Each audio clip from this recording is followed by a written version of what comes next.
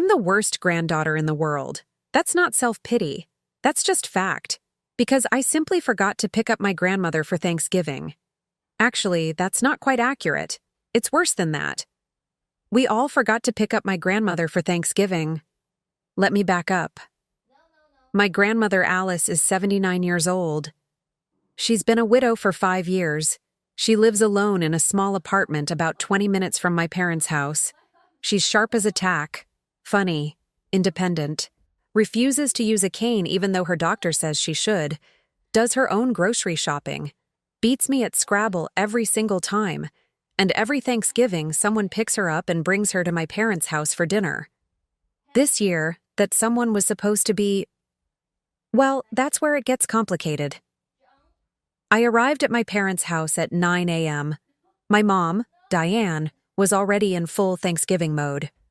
Apron on, hair tied back, 3 timers going. The kitchen looked like a war zone.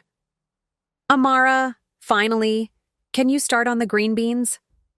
Good morning to you too, Mom.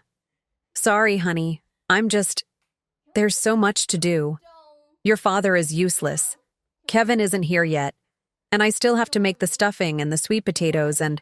Mom, breathe. I've got the green beans. I started trimming green beans. My dad, Paul, wandered in wearing a football jersey. Game starts at 1, he announced to no one in particular. Paul, can you at least set the table? I will, later. Game doesn't start for 4 hours. The table takes 10 minutes. Then I have plenty of time. He wandered back to the living room. Mom looked at me. Your father is going to give me a heart attack. He does this every year, Mom. I know. That's why it's going to be a heart attack. Cumulative stress. My brother Kevin arrived around 10 with his wife Nicole and their 2 kids, Liam, 8, and Sophie, 6. The kids immediately made the house 10 times louder. Auntie Mara, Sophie launched herself at me. Hey, Soph, you get taller every time I see you. I'm this big now. She stretched her arms up. Liam was already at the TV with my dad. Grandpa, can we play Xbox? After the game, buddy. But the game is so long. Then you have something to look forward to. Kevin grabbed a beer from the fridge.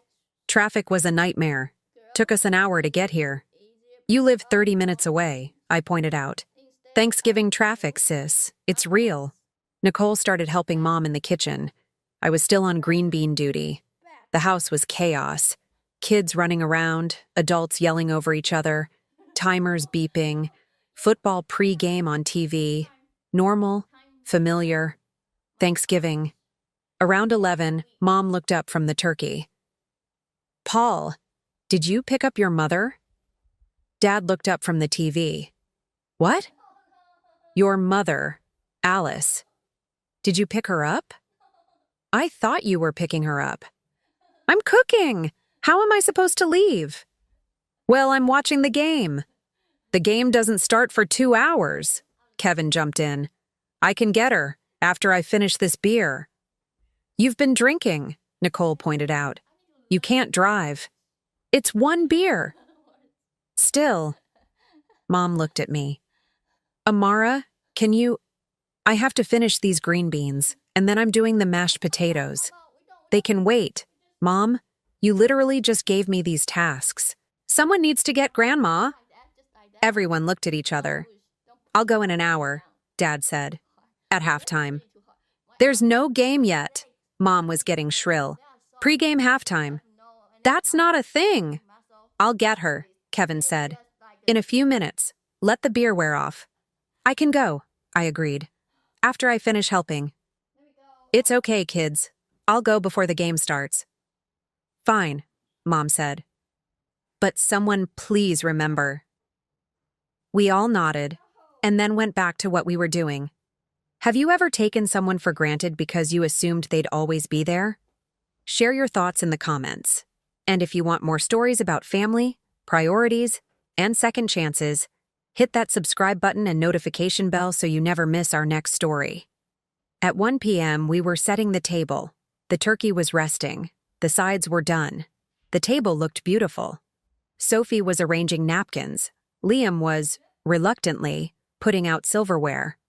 Mom stepped back, surveyed everything, smiled. Perfect. Okay. Everyone wash up. We'll eat in 15 minutes.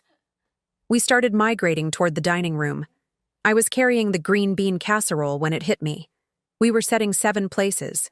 Mom, Dad, Kevin, Nicole, Liam, Sophie, me, 7. Mom? Yes, honey? Where's Grandma Alice? Silence. Mom froze. What? Grandma, where is she? Mom looked at Dad. Paul, did you pick her up? Dad looked up from his phone. I thought you were sending Amara. I'm right here, I said. And no one sent me. Kevin's face went pale. Oh no. Oh no, what? Nicole demanded. We forgot Grandma. What? Mom's voice cracked. I was supposed to go at halftime. The game is starting just now. Mom grabbed her phone, dialed, put it on speaker. Ring, ring, ring, ring. Voicemail. Alice, it's Diane. Are you there? Pick up. Please pick up. Nothing. She tried again. Same result. Oh my God. Mom's hands were shaking. We forgot her. We forgot her. She's probably just not hearing the phone, Dad said. But he looked worried too. Someone needs to go get her. Right now. I'll go, I said. I'll go right now. I'm coming with you, Kevin said. Nicole grabbed his arm. Stay with the kids. Amara can handle it. I grabbed my keys, my coat. Amara. Mom's voice was small. Tell her I'm sorry. Tell her we're all sorry. I will. I drove to Grandma Alice's apartment in silence. My stomach was in knots. How did we forget her? How did all of us forget her?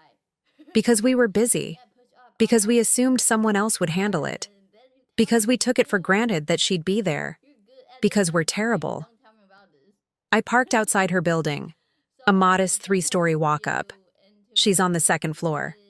Apartment 2B. I climbed the stairs, rehearsing apologies in my head. Grandma, I'm so sorry. We got caught up in... No, that's an excuse. Grandma, there's no excuse for... Also bad. Grandma, please don't hate us. Pathetic. I reached her door, raised my hand to knock, and heard it. Music. Loud music. Coming from inside her apartment. I knocked. Hard. The music didn't stop, but I heard voices. Laughter. The door opened. A woman I'd never seen before, maybe 75, wearing a festive sweater. Hello, dear. Are you here for the party? What? The party. Come in, come in. She pulled me inside, and I stepped into chaos. Good chaos. Grandma Alice's small apartment was packed. Maybe 8 or 9 elderly people. Music playing from a portable speaker. Food covering every surface. Pizza boxes, Chinese takeout containers, a bucket of fried chicken, bags of chips. In the middle of it all, Grandma Alice, wearing a purple sequined top I'd never seen before. Hair done, lipstick on, dancing. Actually dancing, with an elderly man in a cardigan. She looked up, saw me, and smiled. Not warmly, coolly. Amara, you made it. I stood there, mouth open. Grandma, what? Oh, where are my manners? She released the man's hands. Everyone, this is my granddaughter Amara. Amara, this is Walter, George, Martha, Elena, Howard, and you met Beatrice at the door. I'm Martha, the woman at the door corrected. Right, Martha. Sorry, dear. All the elderly people waved at me. Friendly. Happy. I felt like I'd entered an alternate dimension. Grandma, what is this? This? This is Thanksgiving, sweetheart. But we were supposed to pick you up for Thanksgiving at Mom and Dad's. Oh, Grandma's smile didn't waver. Were you? The room went quiet. Even the music seemed to lower. Yes, I'm so sorry. We got busy and everyone thought someone else was getting me. Yes, I figured. She said it lightly, but there was an edge. I waited until noon, she continued. Got dressed, Did my hair, sat by the window, watching for your father's car. Guilt crashed over me. Grandma. But then I thought, you know what? They're busy. They have their own lives. Why should I sit here feeling sorry for myself? She gestured around the room. So I came down to the lobby, saw all these wonderful people, also alone. And I thought, why don't we have Thanksgiving? We ordered Chinese food, Walter announced proudly, and pizza, and George brought bourbon. Just a little bourbon, George clarified. And we've been having the best time, Grandma Alice said. Haven't we? Best Thanksgiving in years, Beatrice agreed. Better than being with family? I asked quietly. Grandma looked at me, really looked at me. Family is who shows up, Amara. The words hit like a punch. I stood there, not knowing what to say. Martha, the one who'd answered the door, patted my arm. Don't feel too bad, honey. We've all been forgotten by family at some point. It's why we're here, Howard added. Our kids are busy. Grandkids have their own plans. We understand. But we decided not to be sad about it, Elena said. We made our own party today. Alice is the life of the party, Walter grinned. Did you know she can do the Charleston? The Charleston? I looked at Grandma. She shrugged. I was young once. I had moves. She still has moves, Martha insisted. I felt tears stinging my eyes. Grandma, I'm so sorry we messed up, really badly.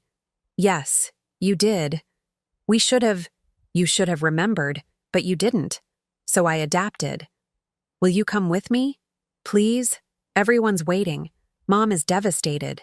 Dad feels terrible. We all do. Grandma crossed her arms. Why should I? Because we're your family. Family that forgot me. Family that's sorry. Family that loves you. Family that is sitting at a table right now with an empty chair and feeling awful about it. Good, Grandma said, not meanly, just matter-of-factly.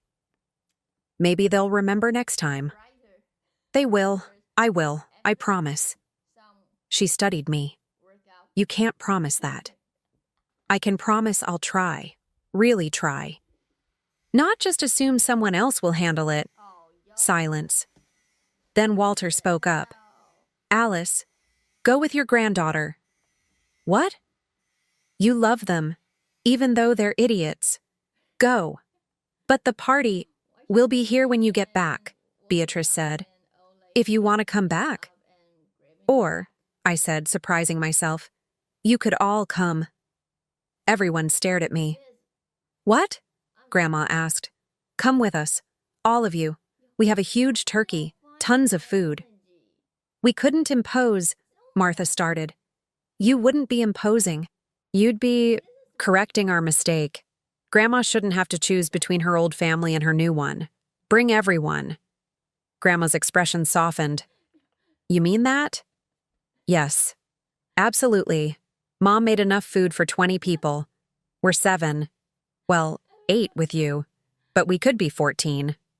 I pulled out my phone. Texted Mom. Found Grandma. She's okay. And she's bringing friends. Set more places. 3 dots immediately. Mom. How many friends? Me. 6. Mom. 6? Me. Long story. See you soon. I looked at Grandma's new friends. So, you want to come to our Thanksgiving dinner? With family drama and kids running around and football on too loud? Walter grinned. Sounds perfect. We caravanned to my parents' house. I drove Grandma Alice, Walter, and Martha. The others followed in George's ancient Buick. Your mother is going to have a heart attack, Grandma said. Probably, but she is going to be okay. Walter leaned forward from the back seat. So what kind of drama are we walking into? Oh, the usual. My mom is controlling. My dad watches too much football. My brother drinks beer and pretends to help. His kids are chaos agents. Sounds like my family, Martha said.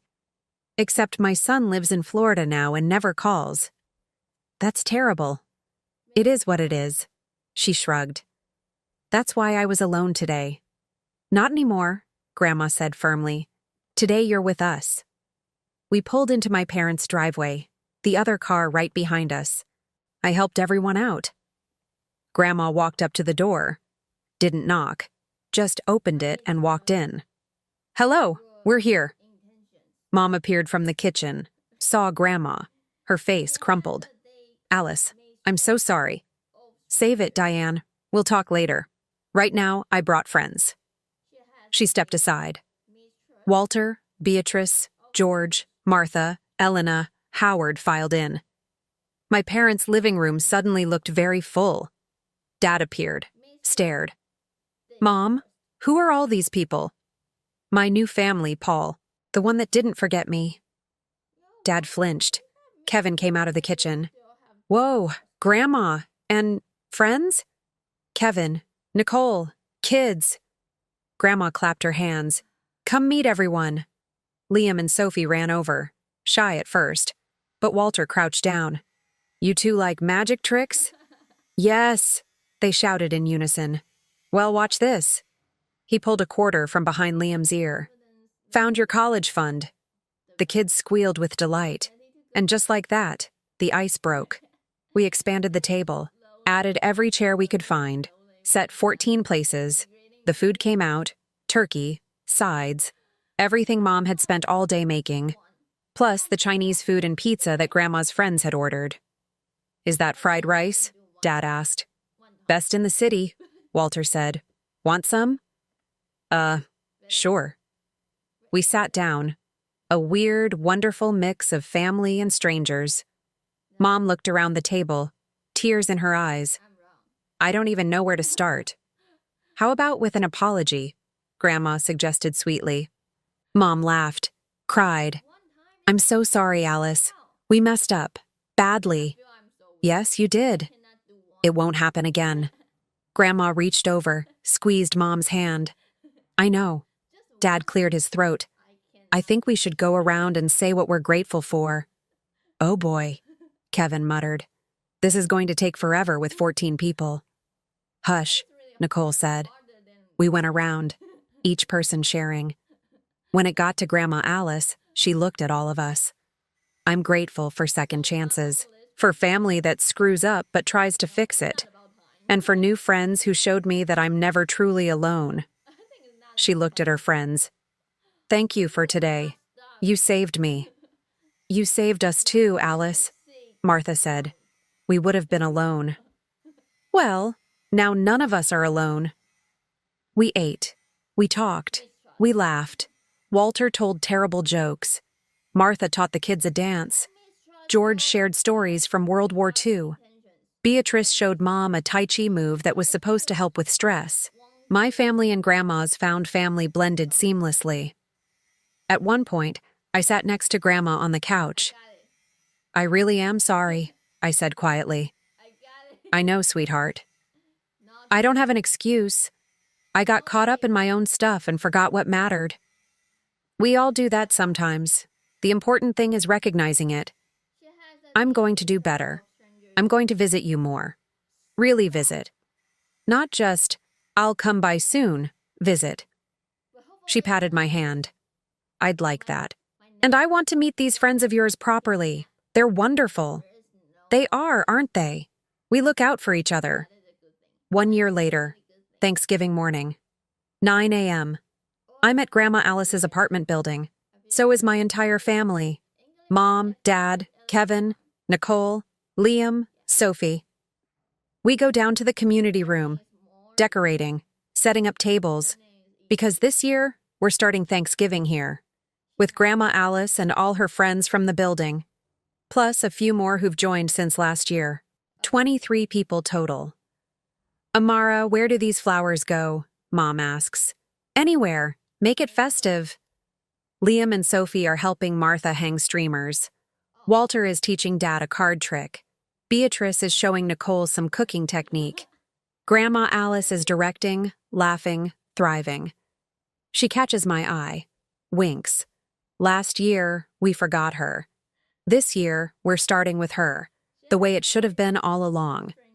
Later, we'll go to Mom and Dad's house, have a late dinner, continue the celebration. But first, we're here. making sure no one gets forgotten. As I watch my family and Grandma's friends laughing together, I realize something.